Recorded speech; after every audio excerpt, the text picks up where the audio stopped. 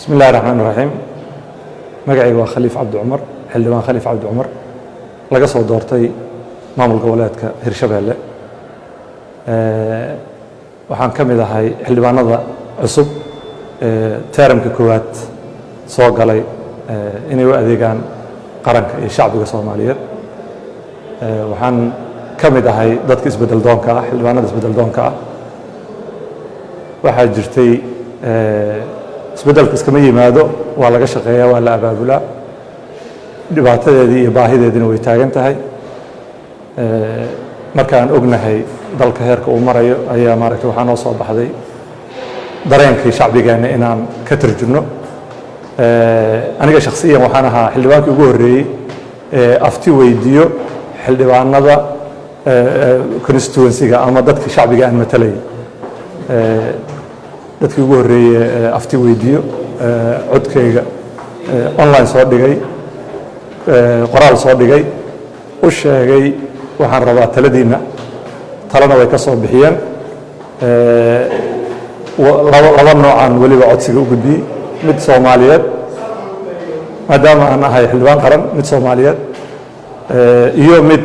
regionkii iyo deegaanka ka soo jeeda labo afti oo kala duwan aan gudbiyey labada aftina resultgeeda waan helay wuxuuna ku base garaysan yahay isbedel doonkan ilaahay amarkiisa uu isaga yimid numberka website-ka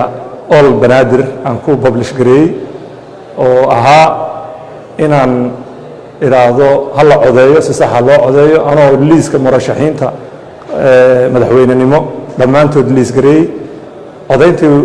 resultgeeda waa la helay labadii bishii January ayaan gudbiyey qoraalkaas labadii bishii February-na waan xiray marka dadka soo codeeyay waxay ahayn 41,000 iyo 51 shakhsiga oo codeeyaan waana qaana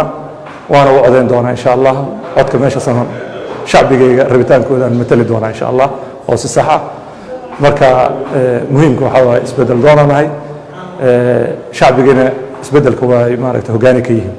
iyagii inaan raaco oo follow gareeyo aan ku qasbanahay xildhibaanada qaranka Soomaaliyeed waxaan leeyahay isbedelka hal raaco hal taageero guuxa waan dareemaynaa xildhibaanada